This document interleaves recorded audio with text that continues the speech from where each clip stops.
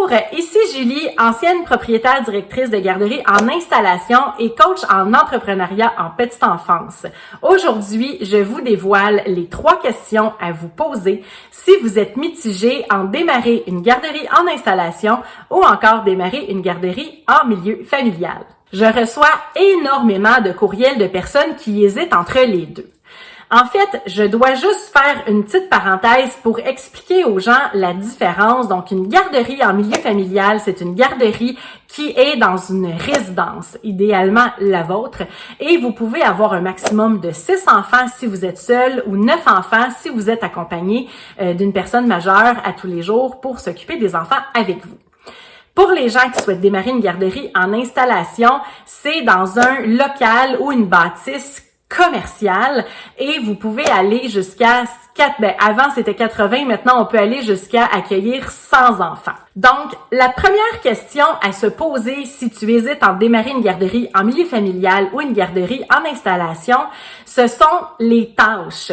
Quelles tâches quotidiennes t'allument le plus? Je fais la différence entre les deux. Donc, quand on démarre une garderie en milieu familial, on s'occupe vraiment des enfants au quotidien. Donc, on est sur le terrain, on doit faire les observations, on anime, on s'occupe vraiment des enfants au même titre qu'une éducatrice.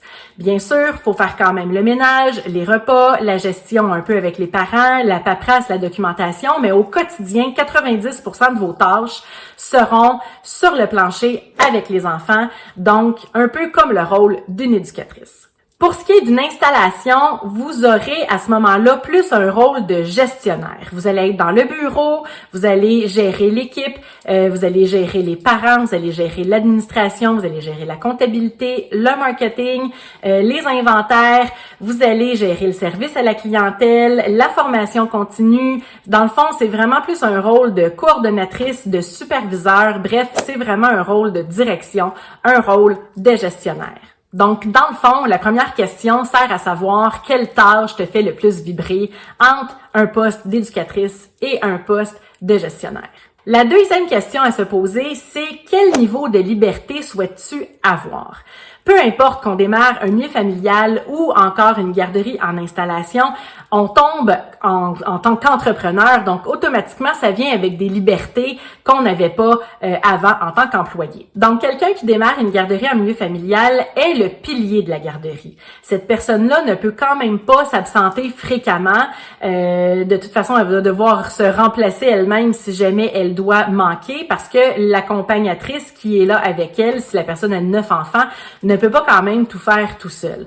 Donc oui, vous allez avoir un niveau de liberté, vous allez pouvoir prendre des vacances quand vous le souhaitez, peut-être pas un mois l'été par contre parce que vos parents risquent peut-être d'aller ailleurs, mais vous avez quand même plus de liberté et plus de flexibilité qu'en étant simplement employé ailleurs. Pour ce qui est des gens en installation, c'est sûr que là ici, on va vraiment venir parler d'un niveau de liberté, de flexibilité optimale. Parce que oui, c'est sûr que vous êtes le chef d'orchestre à la garderie, mais la garderie, elle va opérer, même si vous n'êtes pas présente. Donc, vous pouvez prendre 2 semaines de vacances à Noël, 1 semaine de vacances avec la semaine de relâche des enfants, 1 mois de vacances l'été. En autant qu'il y a quelqu'un sur place pour répondre à la porte, répondre au téléphone, répondre aux parents, la garderie va continuer de rouler, donc d'opérer, même si vous n'êtes pas là. Donc, le niveau de liberté et de flexibilité est vraiment optimal parce que vous en avez plus en fait.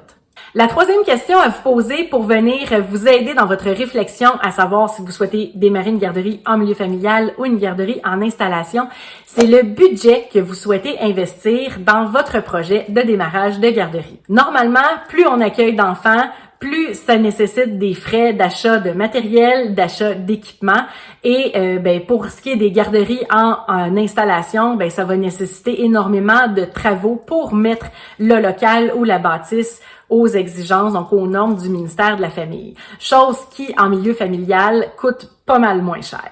Donc, en résumé, c'est quoi les 3 questions à vous poser si vous êtes mitigé entre démarrer une garderie en milieu familial et une garderie en installation? Première question, est-ce que vous aimeriez plus avoir un rôle d'éducatrice au quotidien ou de gestionnaire? Deuxième question, est-ce le niveau de liberté souhaité? Est-ce que vous souhaitez avoir un niveau de liberté acceptable ou un énorme besoin de niveau de liberté? Et finalement, troisième question, ça va être le budget à investir dans votre projet. Un petit montant, un petit prêt ou un gros montant, un gros prêt. Si vous avez apprécié la vidéo, n'hésitez pas à aimer et partager, ça fait toujours plaisir. Pour plus d'accompagnement, visitez mon site internet au www.juliemassaro.com et si c'est pas déjà fait, vous pouvez télécharger gratuitement les étapes pour démarrer votre propre garderie. Ça vient avec des feuilles de route et une vidéo explicative de 50 minutes. Vous pouvez faire ça à l'adresse ci-dessous. Ici Julie Massaro qui vous dit merci et à bientôt!